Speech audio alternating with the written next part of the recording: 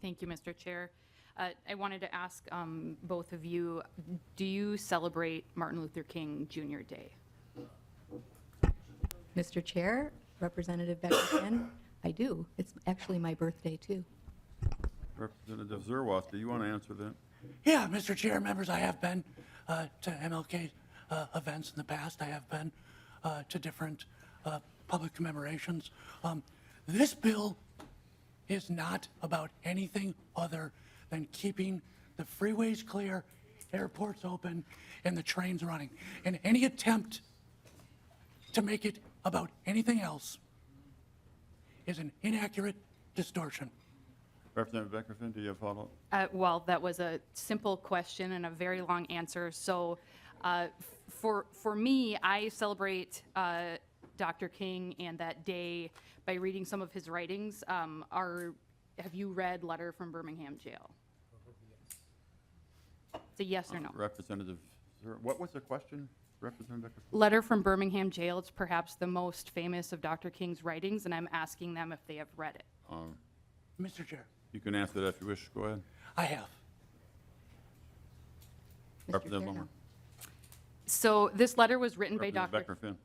Thank you. So this letter was written by Dr. King in jail after he had been arrested for peacefully protesting. And one of the issues that he addressed in the letter is why he was in Birmingham. And his answer to that question was that I'm in Birmingham because injustice is here. And so the reason we've had additional protests is because there is injustice here. When we talk about what happened on 94, it's because there is injustice here. And until we address the underlying injustice, we're going to continue to have dissent. And so instead of trying to further stifle dissent by increasing penalties, this bill is basically going to do the opposite as far as addressing those injustices. And so my other question for you is, why do you think that people took to 94 in St. Paul last year?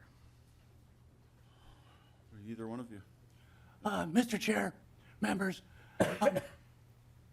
I know there's been instances where protests have happened out of extreme passion and rage and anger and grief and sadness. I understand that. That's not lost on me. I also know that protests and blockades and freeway shutdowns have been done because someone thinks they should get a $15 an hour minimum wage. And I also know that the freeway was shut down earlier or late in November because people didn't like the results of a presidential election. And I know that freeways and blockades and roads were shut down because of strikes and labor activity. I know that public disruption and everything grinding to a halt and blocking freeways and closing airports and closing the light rail gets a lot of attention. It has become the go-to move for protesters. I know there were claims of people not being able to get state fair booths, and that's why the state fair was protested. That proved to be anecdotal. So I guess what I'd say is there's a multitude of reasons that someone may choose to violate the law. But it's still illegal. And it hasn't been deterred. And that's why we need to increase the criminal penalties. Representative Becker-Finn, follow-ups. So I had specifically asked about 94 in St. Paul last year, and it's my belief that people took to the streets because they believed a grave injustice had occurred in the unnecessary killing of a young black man. And the folks at this table and yourselves and many other people who serve in this legislature don't live in the same world as the people who took to the streets.